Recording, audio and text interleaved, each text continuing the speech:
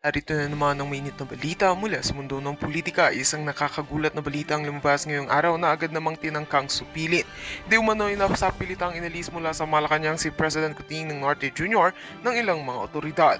Ayon sa mga hindi pa kumpirmadong ulat, may mga kumakalat na larawan at video na tila nagpapakitang iniskortan palabas ng palasyo ang Pangulo.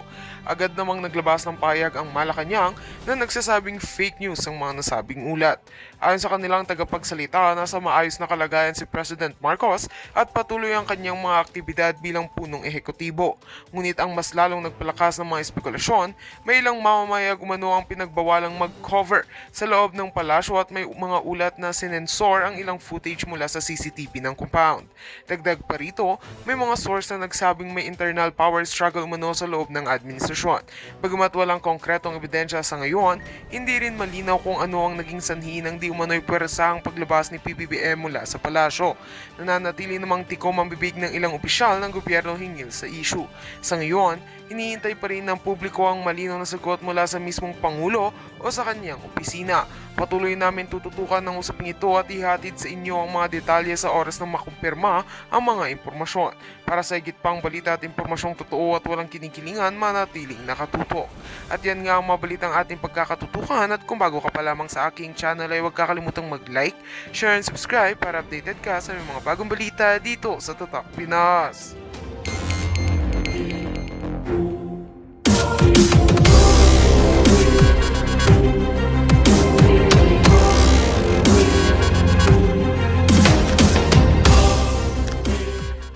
Yes, Senator Bato, Bongo. Coco, Bongo, Senator Amy was also there. She was there. What did she say? She said also like a little bit like she was like condemning Condemning, the but she's acts asking of- Pastor to surrender. Yeah, that's why. So namamangka sa dalawang ilog si Amy Marcos, di ba? Ay nako. So, and who else was there on our side? Robin Padilla also Robin was there. Padilla, and also si Senator Coco Pimentel spoke Coco up. Pimentel, Mga yes. kababayan, wag natin kakalimutan yung mga yan. Mga totoong lingkod bayan yung mga yan. And yet the rest of the congressmen did not say anything, no? Except sila Congressman Ungab, the usual, right? Yung para sa bayan yung tumatayo. Pero sa Senado, may sinabi ba si Senate President? Meron ba? Meron din si Senate President is he was just reacting on what the chairmen were like trying to say about condemning the acts of the No, because I'm saying, what I'm saying here right now is we are being given this precious opportunity to make an inventory of who among those who promise to defend and protect the Filipino people are true to their word, or who are just there to be re-elected. Okay, so let us make Yeah, an actually, inventory. yeah. So, Yeah, it makes sense. what about this Tolentino guy, this Senator Tolentino? Did he say anything? No. no. Of course not, right? JV Ejercito, Jinggoy Estrada, Pia Cayetano, Risa Ontiveros, No. nothing, right? Wala. Nothing. And these are avowed human rights activists, kunyari, di ba? So, more so in Congress, right? More so. Has Speaker Martin Romualdez, the one who wants to be Prime Minister and President of this country, has he spoken out against any of the abuses that are being suffered by the people of the KOJC right now? Yes. He spoke up. What did he say? Wala po. Wala, no? Katahimikan. Sino pa ba? Yung Kamatayan Black, si mga ano yan, mga sabi nila, mga social activists sila. Human rights defenders. Human rights defenders. Yung convicted child abuser, si Franz Castro, meron bang sinabi? What about yung sinabi sa Senate hearing na top NPA recruiter si Raul Manuel, meron bang sinabi? Ang hilig nilang magsalita, no, sa kabataan, makinig kayo. Kabataan Party List, di ba, hinihikayat kayong sumali kasi mga human rights activist daw sila, kaya sumali kayo, tapos mamaya sumali na kayo ng CPP. Di ba? Pero dito muna tayo sa gateway, di ba? Pasimple, wala pa tayo doon. Dito muna, ipapas nyo muna sila dito sa test na ito, no? Meron ba sila nagsasalita? Nakita ninyo yung police brutality, 'di ba? 'Di ba galit na galit sila sa police, no? Sa state forces, abusado daw, etc. Nagsalita ba si Arlene Brosas? Ang chubby-chubby na ni Arlene Brosas on the side. Chubby mo naman ay Mukhang ang daming budget na binigay ni Speaker Martin sa iyo, ha? Okay, so meron ba silang sinabi? Wala, di ba? Steady Casino, meron ba sinabi? Wala. Ang Commission on Human Rights, kumampi pa yata. Di ba? Yes. Kumampi pa sa police, di ba? So, napakaganda ng regalo na ibinibigay nitong incident na ito na nangyayari sa Pilipinas. Kasi po, maraming mapagpanggap sa Pilipinas, maraming sinungaling na hinihingi ang boto natin. Mag-election year tayo. Mag-ano tayo ngayon? Mag-inventaryo tayo ngayon. Yes, at gusto lang din Catholic Church, has the Catholic Church said anything? Yes, They some have. of the Thank there you. are bishops. The bishops, There are thank you, also. bishops, thank you. I'm going to go back to the faith. Just kidding. Just kidding. And yun nga po ma'am, pero yun ang gusto rin natin ipahatid sa ating mga... And also Attorney Pusantog. Yes ma'am, gusto rin natin ipahatid syempre. Sabihin natin, this is the physical temple that you can Yes, destroy. yes, yes. It was the cathedral, okay. Sige, we give everything there. We give everything we got, blood, sweat, and tears, everything. We cherish that so much that you cannot ever imagine. But that was just a physical temple. Yeah. But the real temple of our Lord Jesus Christ is here. This is the body. This is a true temple of the Father, which you cannot destroy. How much? You can destroy the whole compound, actually. They can destroy the whole And garden. it seems like they're hell-bent on doing Yeah. it, no? You can destroy every single property of the kingdom, but you cannot destroy the commitment, the temple, which is the body of every kingdom citizen who are willing to die right there, right now, whether you shoot them or not. I can swear to you, swear to each and every single one of the police there. They can shoot them right now. I'm telling you, they're willing to die. You want to prove their commitment? How about if I ask every one of the police there, are you willing to die right now? For Bongbong Marcos. Bongbong Marcos? Are you willing to die for Bongbong Marcos? Are you willing to die for Bongbong Marcos right there, right now?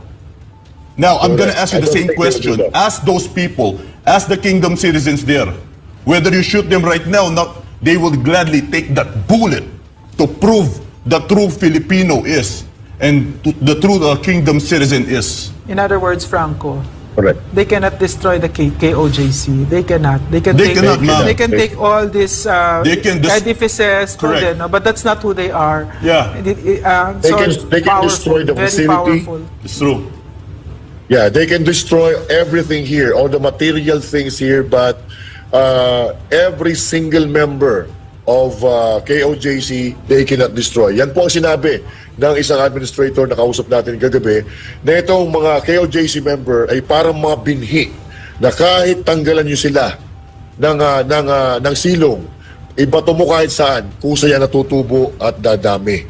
At eto, na nasasaksiyan namin dito, bilang kami ay mga taga-suporta, the Banateros, taga-suporta ng KOJC, napakasarap ipagtanggol ng mga taga-KOJC. At iniisip nga namin at pinapanalangin namin na sana ganito ang ugali ng bawat Pilipino dito sa Pilipinas. Kasi tiyak, pag ganito ang mentalidad, karakter at ugali ng bawat Pilipino dito sa Pilipinas, uunlad po ang ating bansang Pilipinas katulad ng pag-unlad ng Kingdom of Jesus Christ. And even they are not getting money from the government, they're able to raise ito nga kingdom na napakaganda.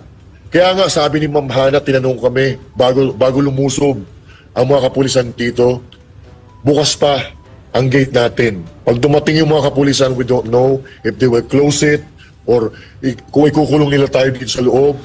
May pagkakataon kayo, ngayon pa lang, habang hindi pa sila nagre-raid, o pwede na kayong lumabas at umuwi sa inyong pamilya. Sabi namin, sama-sama tayong nagsaya. Binigyan nyo kami ng pagkakataon at opportunity na makisaya sa inyo sa Hong Kong. Ngayon, sa oras na inyong kalungkutan, hindi kami aalis dito. Aalis lang kami dito pag mapayapa na po ang lahat. Kami po ay makikiisa, buong puso, buong buhay, makikiisa kami sa Kingdom of Jesus Christ. Dahil itong mga taong ito na nasa loob, ang masarap ipaglaban. Dahil ang puso nila ay puro, ang pagmamahal nila ay puro, hindi lang dito sa kanilang mga miyembro, kundi pati sa mga taong nasa labas. Dahil yung nakikita natin, sila ay tumutulong sa mga kalamidad at kung ano man na mga sakuna na nangyayari sa ating bansa. Pero itong mga to, Nakikita mo ba sila na tumutulong? Wala. Tanging ito ang may puso ng tunay na mga tao, tunay na Pilipino, at tunay na may malasakit sa kapwa-tao. Thank you. Alam mo ang isang institusyon, ang nagpapabuhay diyan ay ang tao, ang tiwala ng tao, ang pagmamahal ng tao. At pag ang tao ay hindi na nagtitiwala, then that institution, I'm talking about the government now, no? Or maybe other NGOs and even the church, no? But if the people no longer believe in it, then that institution becomes calcified, matigas. At wala na, bulok na. Ano na siya, hindi na siya buhay, patay na siya. No, so, I like so much what you said, Franco, because I didn't want it to come from me. No, I didn't want it to come from me na I would say, take it, it's all yours, di ba? Because we can rebuild. KOJC can rebuild, KOJC will rise again, no? And it's the same thing that we're saying right now, even about the Filipino people. Take it, steal it, di ba? But we will rise again because you don't know us. No, the ones who are in power right now, wala talaga kayong alam. Wala kayong alam. Tama talaga si President Rodrigo Roa Duterte, no? Yung mga drug addict na nandyan, nang alam nyo lang ay magnakaw at paggawa ng mga madidilim ninyong gawain sa ibang tao, wala kayong alam, no? Nalin lang nyo lang ang Pilipino. Pero sandali lang ito. History will teach us, no, that there is a swing to the pendulum and things will change. And we will rebuild. We will rebuild. Hindi ninyo kilala ang Pilipino. Yes, Attorney Marlon. Ito yung kasalukuyang pong kaganapan ngayon. Ang dami po, nagdadagsaan pa rin po ang ating kapulisan. Sure. Yan po Sure. ang... Okay. Yeah, ayan, from the side of Master Judea. Ganyan pa rin po. So, na-witness po natin ngayon ang kalagayan ng KOJC. I think, Attorney Marlon. Sa dami naman po, kala mo may kudita, no? Yeah. Yeah. Sana pero hindi ito priority ni ni Torres, sabi niya. Hindi ito priority. Kaya nga, yun nga, Mama. And we're so thankful sa ating mga kababayan dahil dito rin natin nakikita Yeah. Yung milyon-milyon na mga nagko-comments ngayon, we really thank you so much. Dahil nakita natin na mulat yung Pilipino, yung kanilang pamamahagi, yung pagsabay nila, Attorney Marlon, ng puyatan. Ay talaga naman yung mga messages ninyo na kahit kayo, naiiyak na kayo, hindi kayo makatulog. Maraming salamat po sa suporta na binibigay po ninyo. Dahil kayo po, isa rin po kayo sa daan para buhayin natin ang diwa, yung patriotikong diwa na kinakailangan ng sambayan ng Pilipino. Kung wala man po ito sa kapulisan, hindi po kinakailangan na maging pulis, maging sundalo tayo para maging bayani. Can I read something? No, it's an interesting perspective from some of my colleagues in the medical profession. Okay, he first sent me the meaning of scorched earth. A scorched earth policy is a military strategy of destroying everything that allows an enemy military forces to be able to fight a war, including the deprivation and destruction of water, food, humans, animals, plants, and any kind of tools and infrastructure. Its use is possible by etc. So, ang sinasabi niya, the scorched earth policy is a US brand. Look at the countries that they have waged war with, di ba? Actually, when we look at it, this is not really Filipino eh. Hindi yan Filipino, hindi ganyan ang style ng Pilipino even in the worst of times, no? Hindi ganyan.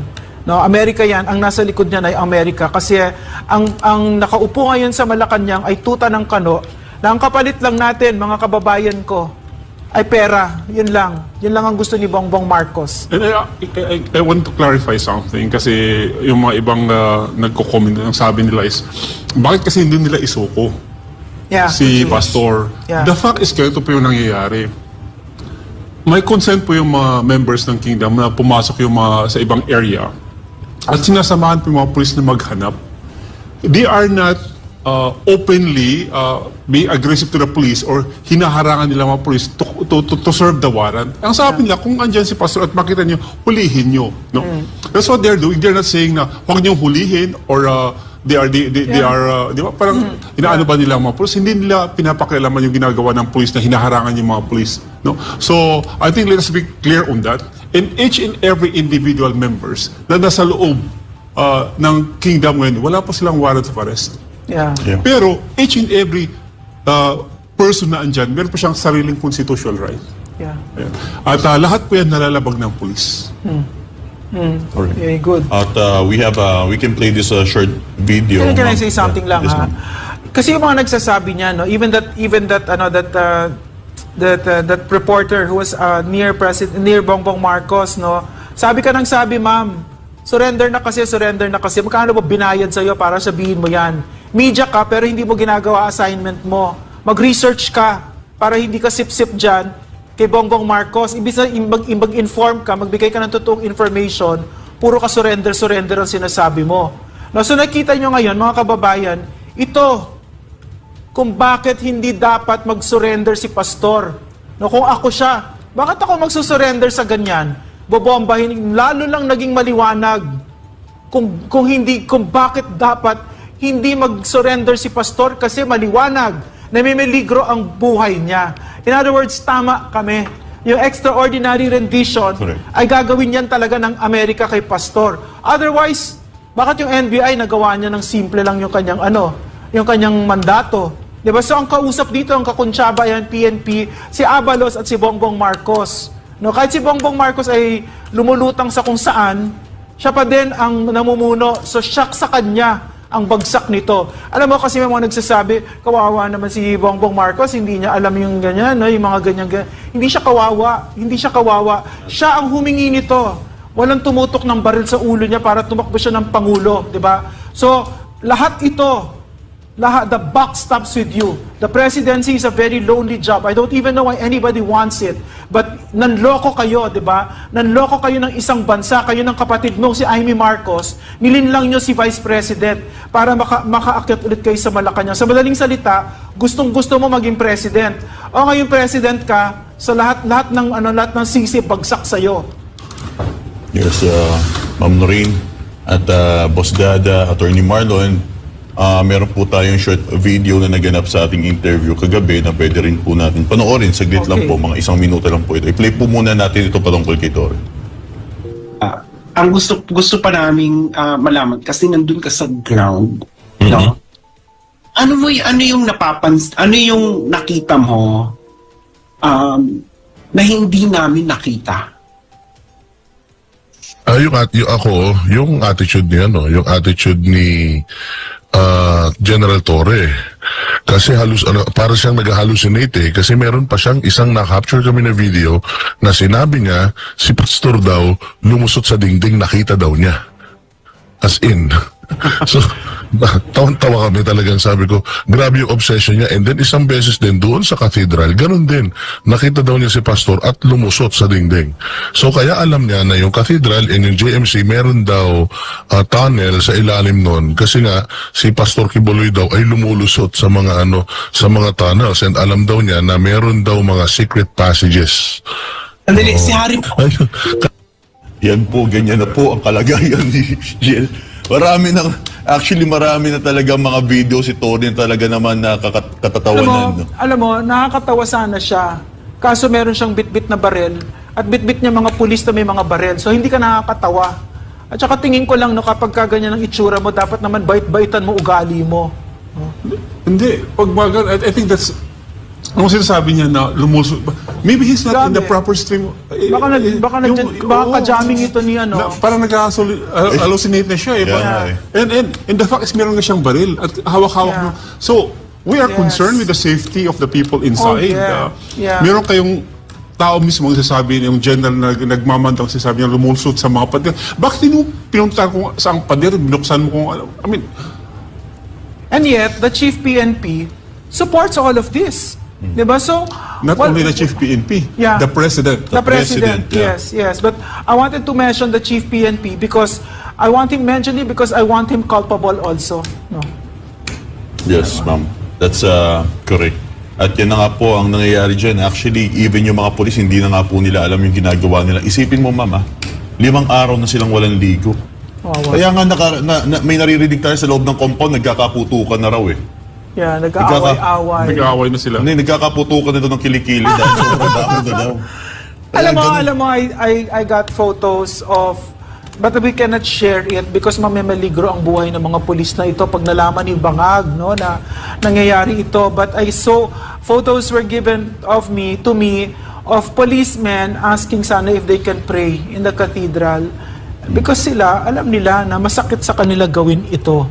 hindi sila bangag sa madaling salita. No? So yun, nakakaawa talaga yung mga totoong kapulisan dyan. Kaya nga, yung kalagayan nyo, even meron nga tayong video din nun, ma'am, sila na lang nagsuntukan din. Nagsusuntukan sa, dyan, malapit lang din sa lugar nila. Nagsusuntukan na sila, siguro hindi na rin nila matanggap yung ginagawa ng kanyang kapwa pulis. Alam mo yun, yung ganyan na Kasi isipin mo, how many days na sila dyan? Walang maayos na tulog, walang maayos na kain, hindi nakapagdala ng damit, kaya talaga naman mababaho na daw talaga, ma'am, umaamoy na sila. Yeah, Tapos, I'm sorry, Franco, I'm Yeah, interrupting. go ahead. Grabe yung implications talaga nito, no, sa kapulisan, sa Pilipinas, na ang leaders pala ninyo, wala talagang pakialam sa inyo, kay magutom kayo, even if you commit a crime, wala kayong tulog, di ba? Sa buong kapulisan yan, ganyan ang leaders ninyo. And I think I saw one of the videos na pinagpapalo yung mga pulis. Yeah, binabatuta. Oh my God. Can you show it? Yeah. Can we show it, Yeah. please? No? Kung makita po natin. Sige po. And the only reason bakit sila binabatuta, kasi hindi na sila sumusunod. Ayaw na nilang sumunod. So, can you imagine the kind of leadership that the PNP has right now na kailangan mo batutain para sumunod sa'yo? I'm saying this as a wife of a PMAer whose men will follow him to the ends of the earth without him making batuta anybody just because they believe in him. And that is the kind of leadership that I grew up with, seeing, no? So, to see na kailangan mo batutain para sumunod, ang lungkot ng Pilipinas talaga ngayon. And ganito yung situation yung the framework is that you are trying to arrest a person na wala pang conviction, no? Yes, Okay. correct. Na merong probable cause pa lamang. Yes. May natatlo nang namatay. Yeah. So, Grabe. it just simply shows the gravity of the situation na hanggang kailan ang police with this kind of perspective na It's not just the you police, want to attorney, no? you want to implement a simple warrant of arrest, no? Yeah. June 10, 2 ang namatay. August 5, yung may isa namang namatay, and many of them suffered this psychological trauma, probably that will stay with them for the rest of their lives. And yet, no, the subject of the operation is simply to serve a warrant of arrest of a person yet to be convicted Yeah. of a crime. Yan po yung nangyayari And ngayon. in fact, attorney, those cases were already dismissed, That was, no? yes, that was already this. Ito po Binuhay yung lang. framework, ito po yung kadahilanan kung bakit nangyayari ang mga ito. There is a severe human rights violations ng mga nag-aaral, no, academic freedom, ng religious freedom, ng lahat ng mga workers. All of them, by the thousands of them, their rights are being violated because of the service of warrant of a person yet to be convicted in court. Pero ganito pa rin yung pinapakita ng government. The Philippine National Police is doing everything